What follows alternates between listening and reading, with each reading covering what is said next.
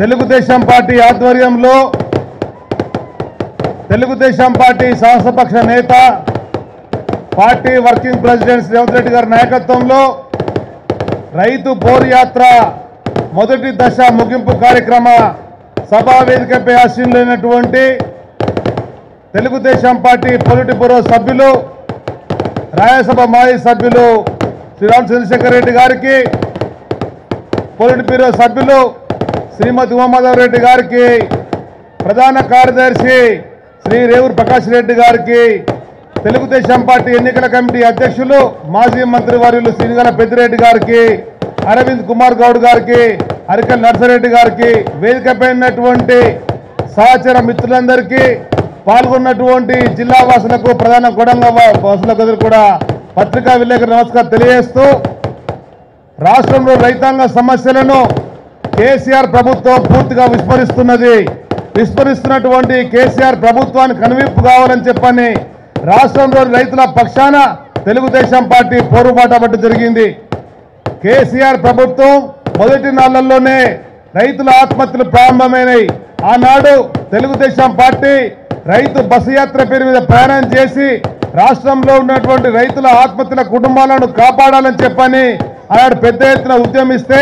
5 లక్షల రూపాయలు పడితే జరిగింది. కానీ నేటి వరకు వచ్చినటువంటి ఆత్మహత్యల పట్ల పట్టించుకున్న పాపన పోవడం లేదు. రైతాంగ సమస్యలు, పేద ప్రజల సమస్యలు, ఇచ్చినటువంటి హామీలన్నీ కూడా విస్మరిస్తుంది కనుకనే ఆ హామీలను అమలు చేయాలని చెప్పని జరగబోయే అసెంబ్లీ సమావేశాలలో తెలుగుదేశం పార్టీ రైతాంగం గలంప విప్పే విధంగా సోదరుడు రేవంత్ రెడ్డి గారు, వెంకట వీరయ్య గారు, ఆర్ కృష్ణయ్య గారు అసెంబ్లీలో పోరాటం చేయడం కొరకు మీ తరఫున ఉంటామని చెప్పని కొడంగల్ జరుగుతున్నటువంటి అభివృద్ధిని విస్మరిస్తున్నటువంటి కేసీఆర్కి ఇది మంచి సాంప్రదాయం కాదు. ప్రభుత్వం పరిపాలన అనేది శాశ్వతం కాదు. ప్రభుత్వ పరిపాలకునిగా నిష్పక్షపాతంగా ప్రజలకు సేవ చేసేటువంటి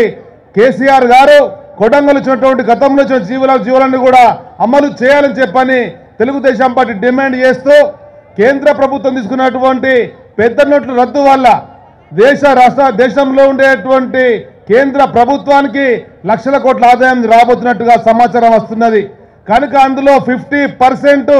ఈ దేశంలో ఉండే రైతాంగ సమస్యల పరిష్కారం కొరకు కేంద్ర ప్రభుత్వం ఆ నిధులను మంజూరు చేయాలని చెప్పని, ఏ విధంగా అయితే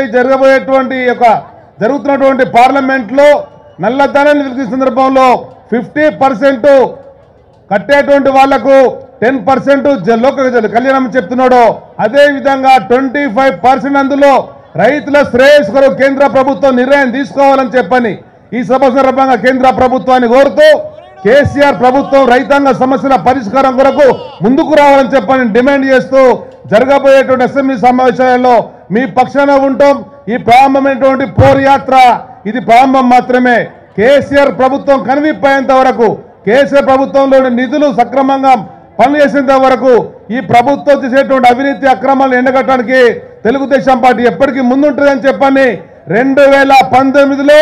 ఎన్టీ రామారావు రామన్న రాజ్యం రావడం కొరకు తప్పకుండా ప్రయత్నం చెప్పని తెలియజేసుకుంటూ, ఈ రోజంతా కూడా పాల్పంచుకున్నటువంటి మీ అందరినీ రాష్ట్ర పార్టీ పక్షాన్ని అభినందిస్తూ పెద్దలు నరసింహులు గారు తిరిగి కార్యక్రమాన్ని ముగింపు చేయాలని కోరుతున్నా.